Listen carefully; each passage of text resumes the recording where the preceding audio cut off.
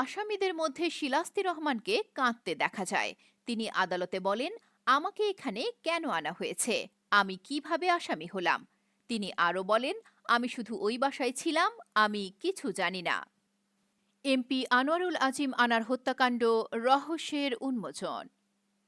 ১৩ই মে কলকাতায় রহস্যজনকভাবে নিহত হন এমপি আনোয়ারুল আজিম আনার।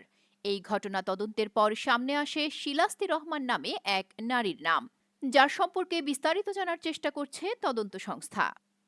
তদন্ত সংস্থা বলছে, এমপি আনারকে হত্যার জন্য কলকাতার নিউ টাউনের সঞ্জীবনী গার্ডেনের একটি ফ্ল্যাট ভাড়া নেওয়া হয়েছিল। সেখানে আগে থেকেই অবস্থান করছিলেন শিলাস্তি রহমান। মূলত শিলাস্তি রহমানকে টোপ হিসেবে ব্যবহার করে তাকে ফ্ল্যাটে ডাকা হয়েছিল।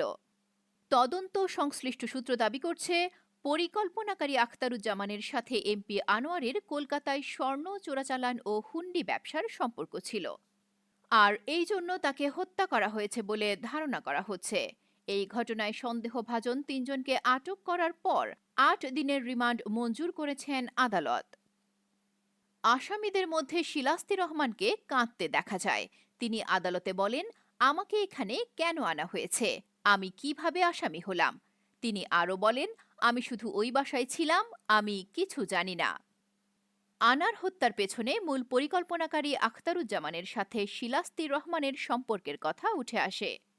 শিলাস্তি রহমান মডেল হতে চেয়েছিলেন, কিন্তু পরবর্তীতে তিনি আখতারুজ্জামানের মাধ্যমে অন্ধকার জগতে প্রবেশ করেন।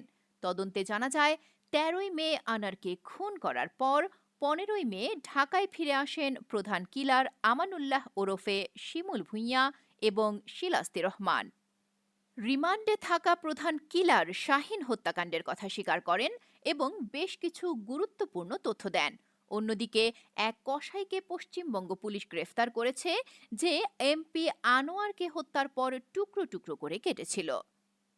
কসাই জিহাদ জানায়, আখতারুজ্জামানের নির্দেশে সে সহ ৪ জন মিলে শ্বাসরোধ করে আনারকে হত্যা করে। হত্যার পর আনারের মৃতদেহ টুকরো টুকরো করে বিভিন্ন স্থানে ফেলে দেওয়া হয়। রোববার সকালে ঢাকা মহানগর গোয়েন্দা পুলিশের ৩ সদস্য বিশিষ্ট একটি দল কলকাতায় যান। সেখানে ডিবি প্রধান জানান, পশ্চিমবঙ্গ ও বাংলাদেশ পুলিশ গুরুত্ব দিয়ে তদন্ত করছে এবং আনারের মৃতদেহ উদ্ধারের সর্বাত্মক চেষ্টা চালাচ্ছে। এমপি আনোয়ারুল আজিম আনার হত্যাকাণ্ডে অনেক জটিলতা এবং রহস্য রয়েছে, যা এখনও তদন্তাধীন।